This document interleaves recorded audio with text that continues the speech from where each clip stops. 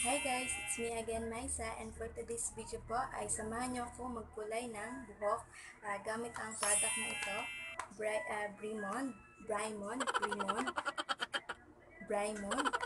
Basta, ito yung gagamitin natin.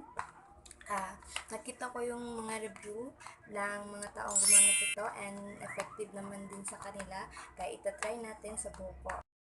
So, ayan, ang mga kailangan natin gamitin is ito, container para saan natin siya ihahalo. Ito, ihalo natin siya dito. And then, itong brush na may, ano ito?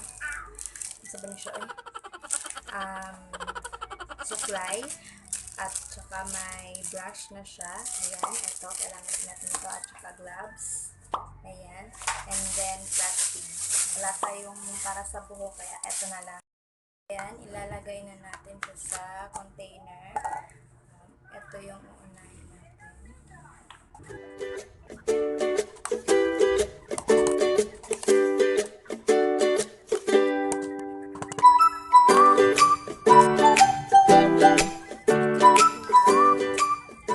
Siya ng mabuti para ma-apply na sa buko. Ayan.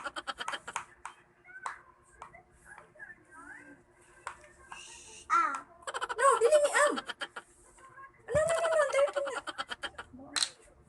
Bro, hindi isang.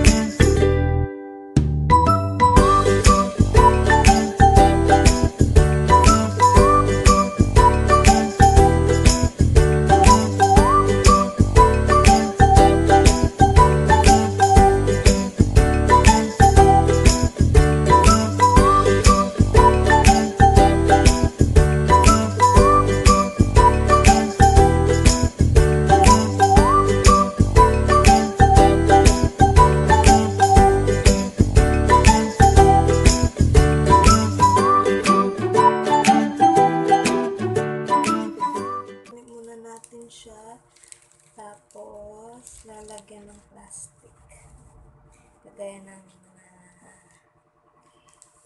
kapitbahay ko, sa isang kapitbahay ko na plastic char.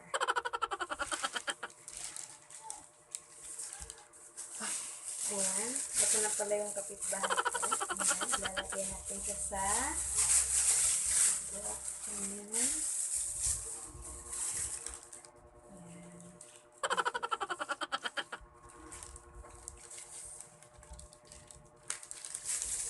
Ayan.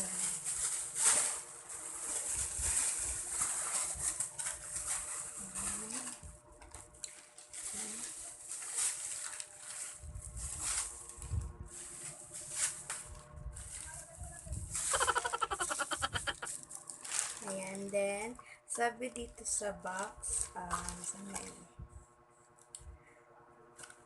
Saan naman ito?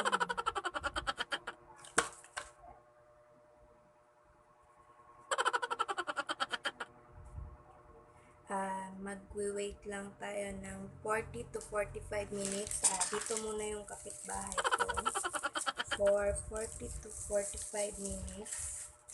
Ayan. So, ayan guys, eto na pala yung resulta nung ginawa ko kanina. Hindi talaga siya as in epekto sa buhok ko kasi siguro dahil mahaba siya at kulang yung nilagay ko kanina. As you can see po, hindi talaga siya umepekto. Ayan, maitim pa rin siya. Pero yung dito sa taas, medyo nag-lighten siya.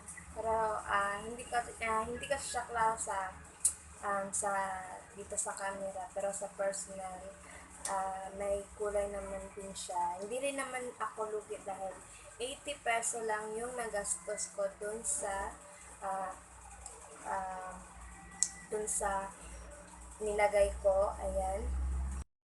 So, ayan guys, kung umabot kayo sa dulo ng video na ito, maraming salamat sa panonood and please subscribe sa aking YouTube channel.